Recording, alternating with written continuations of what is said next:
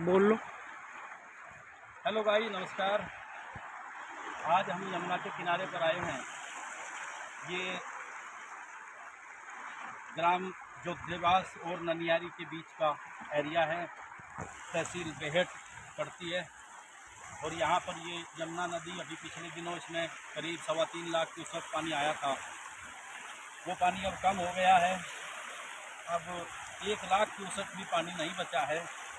तो हम अक्सर पिछले कई सालों से हम कहते आए हैं कि ये जो अवैध खनन हो रहा है, ये जो निजी और सरकारी पट्टों की आड़ में ये जो लोग गहराई तक खनन करते हैं, 30-30, 40-40 फुट खनन करते हैं, तो उसके कुछ समय के बाद परिणाम बहुत बुरे आते हैं।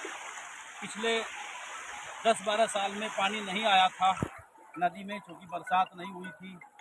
अब की बार बरसात हुई, नदी में पानी आया और ये इसकी पोल खुल करके सामने आ गई कि ये जो अवैध खनन था, इस अवैध खनन से हमारा जो नुकसान हो रहा है खेत का, इधर आप दिखाओगे, इधर ये आप दिखाओगे, ये किनारे खड़े हो गए हैं, बड़े बड़े किनारे खड़े हो जाते हैं और ये नीचे से कटाव करते हैं और ये मिट्टी जो हमारी उपजाऊ मिट्टी है नीचे गिर जाती है। इसमें हमें एक समस्या बहुत बड़ी आती है कि कटाव और फ्लड जिसको बाढ़ कहते हैं, उसको समझाने में हमें बड़ा जोर लगाना पड़ता है। क्योंकि कटाव तो होता है ये कि नीचे से 10 फीट 8 फीट की किनारा खड़ा हो जाता है, नीचे पानी चलता है और नीचे से काटता रहता है और वो नीचे मिट्टी जाती रहती है। और उसको जिसे फ्लड जिसको हम कहते हैं, फ्लड ऐसा है कि फ्लड में पानी आया, ओवरफ्लो हुआ, तो ओवरफ्लो होने के बाद पानी ऊपर को निकल गया, तो उसमें कटाव नहीं हो पाता है। यहाँ पर हम बहुत टाइम से पिछले दौलरा और ननियारी के बीच में एक कटाव चला था। हमने पूरी पूरी रात भर वहाँ पर ये पेड़ों के झांबे काट काट कर डाले थे, बल्ला करेट डाल ली थी, कट्टे डाले थे। जैसे ये कट्टे भरे हुए हैं, इधर दिखाने की कोशिश करें, ये यहाँ पर पट्टेदार हैं। ये पट्टेदारों की छोटे छोटे पट्टे 2-2 बीघे के गरीब आदमियों के पट्टे थे यहाँ पर। और ये यहाँ पर पट्टा हुआ था, प्राइवेट पट्टा था, यहाँ पर पीछे सरकारी पट्टा था। और जितने भी पट्टे हैं वो सब नदी के किनारे की साइड में होते हैं, निजी पट्टे। तो निजी पट्टे जो अवैध रूप से खनन करते हैं, बहुत गहराई तक खनन करते हैं, तो हम बार बार ये बात कहते रहे हैं कि नदी का बहाव किसी भी तरफ जा सकता है और भारी तबाही ला सकता है। जैसे इस इलाके के लिए आप लोग देख रहे हैं कि इसमें जितनी फसल है, लोग अपने पेड़ काट रहे हैं, फसल जा रही है। पहली बात तो जब लोगों के पास इतनी ज़मीनें नहीं हैं, यहाँ पर पहले ही गरीब लोग पैदा हुए हैं, लेकिन उसके बाद अगर उनके पास थोड़ी बहुत हैं भी, तो ऐसी विभीषिका, क्योंकि ये जो खनन माफिया हैं, बड़े बड़े खनन माफिया हैं, तो ये पैसा यहाँ से निकाल कर चले जाते हैं। शासन और प्रशासन से हम करीब पिछले कई सालों से कहते आ रहे हैं कि साहब, ये जो खनन हो रहा है ये अवैध है, इसको रोकने की कोशिश करें। अगर वैध खनन होता तो इस प्रकार की विभीषिका सामने नहीं आती। रोजी रोटी का सवाल काफ़ी लोगों का यहाँ पर खड़ा हो गया है। तो अभी ये देखेंगे यहाँ पर फिलहाल 1 लाख क्यूसेक पानी भी नहीं है।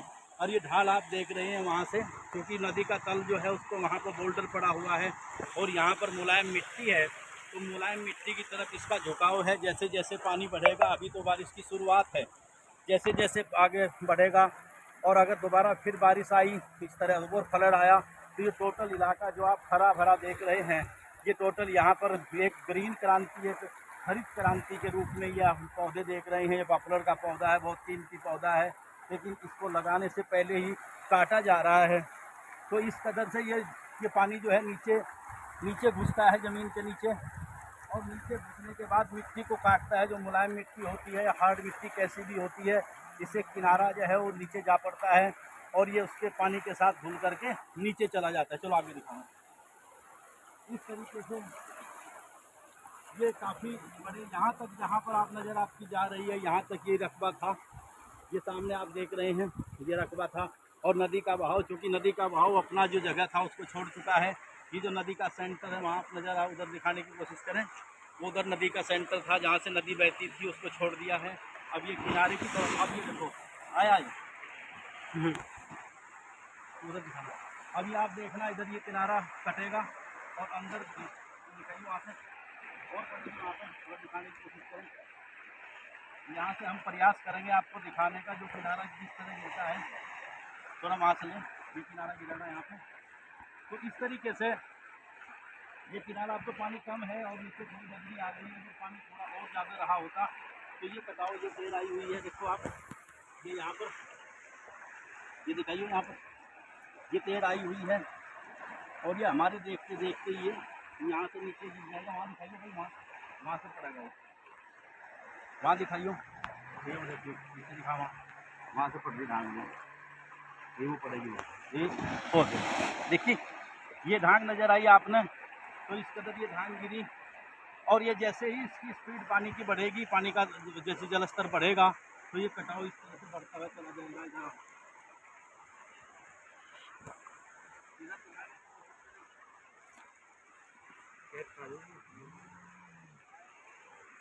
नदी के पानी के बहाव में, चूंकि ये यमुना नदी है, हम बचपन से देखते आ रहे हैं। आ जाओ, ये कभी सीधी दिशा में नहीं बहती,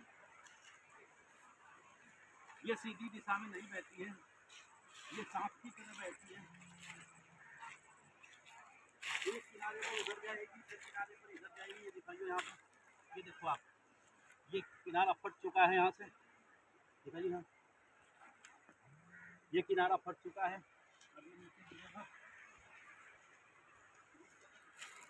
यहाँ आप देखिए, ये किसान छोटे छोटे पेड़ यहाँ से किसानों ने काट लिए हैं। ये यहाँ पर कटाई जारी है। ये देखिए आप, ये जो बहुत छोटे छोटे पेड़ थे, ये यहाँ पे कटे हुए हैं। ये कटाव यहाँ पर जारी है। ये यहाँ पर पीछे हुए, पीछे है, थोड़ा दिखाने की कोशिश करें। ये 10-12 फीट, 10-12 फीट गहराई में पानी है। और ये यहाँ पर ये देखो, ये देखो, ये यहाँ पर ये तेड़ आ चुकी है नीचे से कटाव होके, और ये नीचे ये करीब 1-1.5 ट्रक, यानी ये कई सौ मीटर, ये कई सौ मीटर जो है मिट्टी एक साथ ही पानी में बहेगी।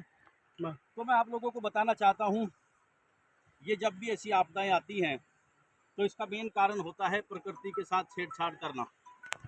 प्रकृति के साथ हम लोग छेड़छाड़ करते हैं, तब ये आपदाएं इस तरह की आती हैं। और यहाँ पर ये फिलहाल जो काम यहाँ पर चल रहा है, ये आप ये बोरिंग दिखाओ, आ जाओ,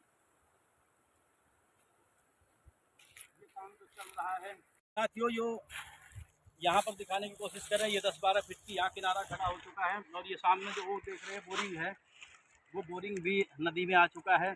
तो इसी तरह ये लगातार कटाव चल रहा है, और ये हमारी जो उसकी ज़मीन जो है, हमारी उपजाऊ भूमि है, इसमें बराबर बढ़ रहा है।